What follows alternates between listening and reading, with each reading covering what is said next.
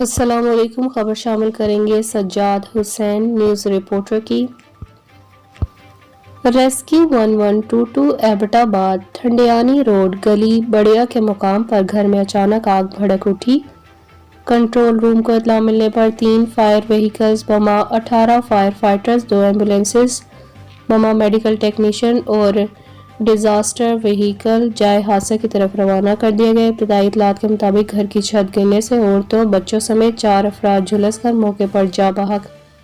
Rescue ٹیمیں موقع پر پہنچ گئی اور امدادی کارروائیاں جاری۔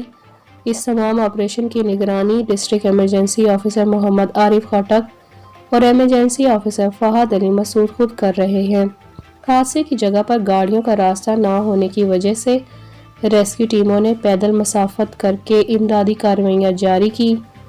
حادثے کی جگہ پر موبائل سروس نہ ہونے کی وجہ سے مزید معلومات میں دشواری کا سامنا۔ ریسکیو 1122 جی بسم اللہ الرحمن الرحیم۔ ریسکیو 1122 ایبٹ آباد کو آج کال ریسیو ہوئی۔ یہ جو ٹھنڈیانی روڈ ہے گرنی بلیاں علاقہ کا نام ہے، کال ہمیں ریسیو ہوئی کنٹرول روم سے۔ 55 اسٹیشن اور 11 اسٹیشن ایمبولینس، فائر ٹرک اور ریسکیو وہیکل نے موو کیا۔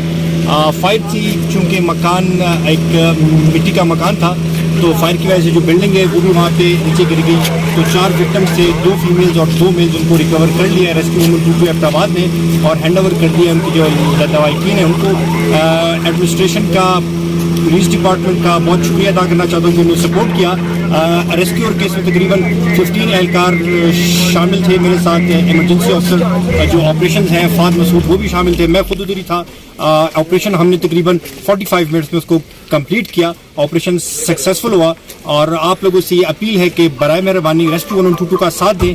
جب کبھی بھی کال آپ کرتے ہیں کسی بھی ایمرجنسی کے اس میں تو کائنڈلی لوکیشن اور اپنے نمبر کنفرم بتا دیا کریں تاکہ ہمیں لوکیشن اسپاٹ پہنچنے میں آسانی ہو۔ بہت شکریہ۔